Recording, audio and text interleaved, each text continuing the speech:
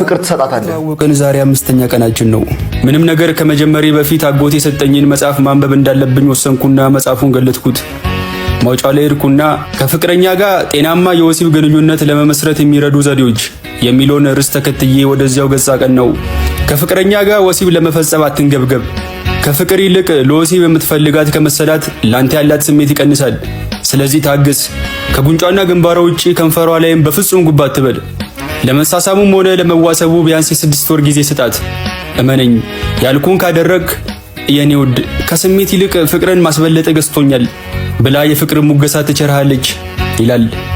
በልቤ በቃ ካሁን በኋላ ህይወት የተቃና ብዬ ፈገግ አልኩና መጽሐፉን ከደንኩት። ይሄ መጽሐፍ ግን 6 ወር ግን ረዘመ። 6 ወር ረዝሟል አይመስላችሁ? የመጀመሪያው የፍቅር ቀጠሯችን ምሽት ትንሽ የእግር መንገድ ተራመድንና ቤቷ ሸኝቻት ሰላም እደሪ ብዬ ግንባሯን ስሚያት ተለያየን። ከተወሰኑ ቀናት በኋላም ደግመን ስንገናኝ ከመጀመሪያው ቀን የተለየ ምንም ሳናርግ ተለያየን። 3ኛ፣ 4ኛ ቀጠሮችን በተመሳሳይ መልኩ አለፉ።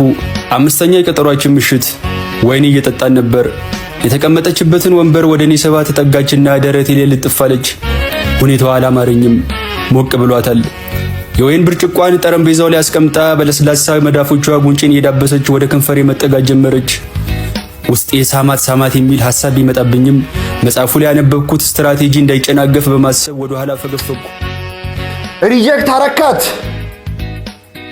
አሁን ከዚህ በኋላ ቀጥ ብላ ነው የምትሄደው። አንተ የቀጠሯችን ቀን ተመሳሳይ የከንፈር መሳም ሙከራ እንዳታደርግብኝ ብዬ ምቼ መታኝ በመምሰል ከንፈሬን ጂቢ ተቀብቼ ርቁ።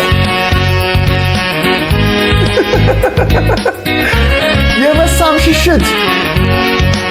ከናርዶስ ጋር አብረን 5 ወር አስቆጠርን። አጎቴ ጋር ሄድኩና እንዴት ያለ ቆንጆ መጽሐፍን የሰጠኝ አጎቴ። በህይወቴ ለመጀመሪያ ጊዜ እኮ ነው ፍቅረኛ ሲበረክትልኝ። ይሄው አንድ ቀን እንኳን ሳንጣላ 5 ወር አስቆጠርን እኮ።